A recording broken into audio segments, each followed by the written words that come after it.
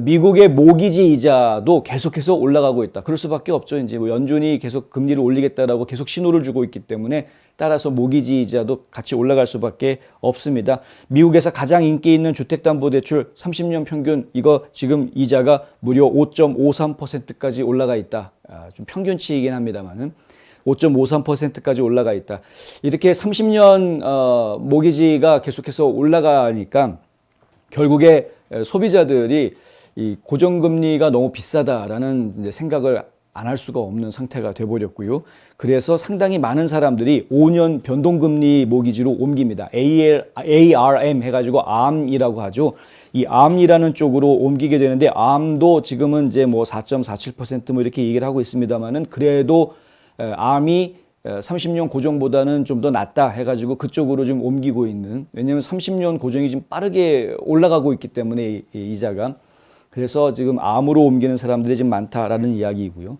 흥미로운 점은 이렇게 금리가 계속 오를 것이고 또 이자가 올라갈 것이다, 모기지 이자가 올라갈 것이다 라는 예고가 나와 있는 상태에서 더 오르기 전에 지금이라도 빨리 집을 사자, 모기지를 신청하자 하는 사람들이 상당히 늘어나고 있는 것으로 파악이 되고 있습니다. 최근 2주 동안에 이 주택담보대출 신청이 계속 늘어나고 있다, 상승하고 있다, 이런 보도가 나왔는데요. CNBC에 따르면 주택 구매를 위한 모기지 신청 건수가 지난주 대비 5% 증가했다, 이렇게 나와 있습니다. 수요가 전체 작년에 비하면은, 작년 이맘때에 비하면은 8% 정도 낮은 것이긴 하지만, 바꿔서 이야기하면 팬데믹이 한창일 때보다는 지금은 주택을 사겠다라는 수요가 좀 낮아지기는 하지만 그렇지만은 여전히 지금 상당히 높은 수요를 보이고 있는 그런 상황이다라는 이야기고요. ARM, 그러니까 이 ARM이라는 변동이자 모기지를 이용하는 사람들의 변동금리 모기지가 차지하는 비율이 전체 대출의 11%를 차지한다. 이건 건수를 기준으로 한 것이고요. 대출금, 이 달러가 얼마냐, 대출금 기준으로 하면은 전체의 19%를 해당한다고 합니다. 이거는 저희가 좀 심각하게 봐야 되는 부분입니다. 왜냐하면 30년 고정금리 대출보다 그것에 비해서 이 ARM 변동금리 대출은 훨씬 더 위험성이 크기 때문에 그렇습니다. 왜냐하면 변동금리라는 것 자체가 금리가 변화할 수 있다는 것이기 때문에요. 암으로 주택을 구입하신 분들이 지금은 조금 더 싸다고 구입했는지 모르겠는데 몇 년 지났다가 갑자기 이자가 확 올라가면서 지금 이제 모기지 페이먼트 해야 되는 그 페이먼트가 너무 많이 늘어나는 바람에 감당할 수 없다 해가지고 그냥 주택을 내동쟁이 치는, 깡통주택을 만들어버리는 이런 경우들이 발생할 수 있는 소지가 고정금리보다는 이 ARM이 더 확률이 높기 때문에 그렇습니다. 예전에 서프라임 모기지 사태가 발생했을 때에도 결국에는 이런 그 ARM 대출 같은 것들이 이제 활성화됐었고요. 그리고 이제 리파이낸싱 같은 것들이 활성화되면서 도저히 해줄 수 없었던 대출들을 막 해주는, 아무한테나 막 대출해주고, 심지어는 디파짓 머니가 전혀 없어, 제로 디파짓, 제로 다운 페이먼트죠. 제로 다운 페이먼트에도 얼마든지 융자해 줄 수 있다, 뭐 이런 식으로 해가지고 마구 융자를 해줬다가 나중에 그 사람들이 페이먼트를 감당하지 못하면서 이 완전히 주택시장이 무너졌던 그런 상황을 저희가 보았는데, 지금 그럴 위험성이 높은 상품들이 지금 사람들 눈에 띄고 있고 지금 이용이 점점 높아지고 있다는 것을 보여주는 것이기 때문에 저희가 딱 잘라서 정말 그렇다라고 단정 지을 수 있는 것은 물론 아니지만 그럴 위험성이 있는 것이기 때문에 저희가 상당히 좀 주의해서 보아야 하겠다. 이러한 추세들은 나중에 몇 년 정도 시간이 지나고 난 뒤에 실제로 고금리 시대에서 주택을 빼앗겨버리는, 차압당하는 그러한 가구들이 늘어나게 하는 현상으로 연결될 수도 있기 때문에 전혀 바람직하지 않은 현상이다, 이렇게 이제 볼 수밖에 없습니다. 솔직한 말씀을 드리자면 지금 주택을 살 능력이 안 되는데 억지로 주택을 사시려는 분들은 정말 참으시기 바랍니다.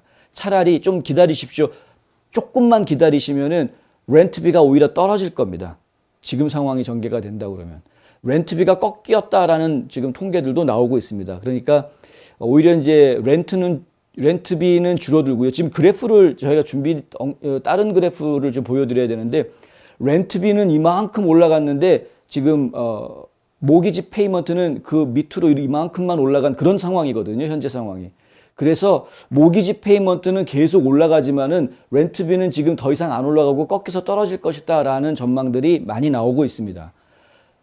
그러니까 어떤 면에서는 장기적인 시각에서 보면은 주택 가격이 적당해지는 시기를 기다리시는 것이 오히려 더 적당할 것 같고, 그 상황 속에서는 그냥 모기지 렌트하고 계시는 것이 오히려 더 현명한 방법일 수도 있다라는 이야기죠.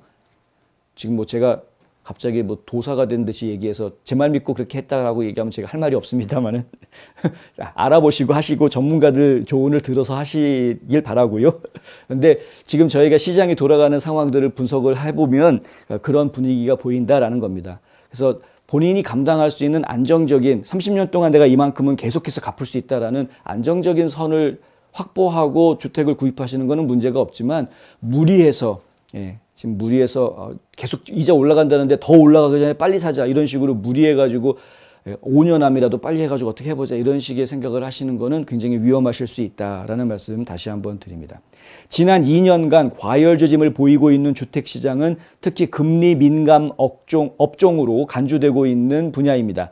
연준의 정책 입안자들은 현재의 두 자릿수 연간 가격 상승률의 일부를 약화시키기를 열망하고 있습니다. 주택가격 어떻게 해서든 더 늘어나지 않게, 주택값이 더 올라가지 않게 떨어뜨리게 하고 싶다라는 것이 지금 연준에서 희망하고 있는 부분이다 이거죠. 주택값이 지난 2년 사이에 몇십 프로씩 확 올랐기 때문에 사상 최저 수준의 주택 재고, 유난히 높은 가계저축, 극도로 타이트한 고용시장, 그리고 근로자들의 이동성 증가로 인해서 가격 상승이 촉진되고 있습니다. 그들이 원하는 만큼 시장을 냉각시킬 수 있을지 두고 봐야 한다라고 로이터 통신은 보도했습니다. 과연 주택값을 진짜 연준에서 원하는 대로 떨어뜨릴 수 있을까? 그것은 좀 두고 봐야 될 것이다 라는 입장을 이야기했는데, 연준이 그런 의지를 가질 수밖에 없고요. 아까 말씀드린 대로 경기 침체를 감수하고라도 인플레이션을 잡겠다라고 했기 때문에 그럴 가능성이 상당히 있습니다. 그래서 주택을 소유하시려고 지금 준비하시는 분들은 한 번 더 깊이 생각하시는 시간을 가지셔야 할 것 같고요. 이미 주택을 가지고 계신 분들도 유지하는 방법에 대해서 좀 더 심사숙고하실 필요가 있을 것 같다라는 생각을 지금 들죠. 이제 모기지 페이먼을 내시는 분들 같은 경우에는 특별히 그렇습니다.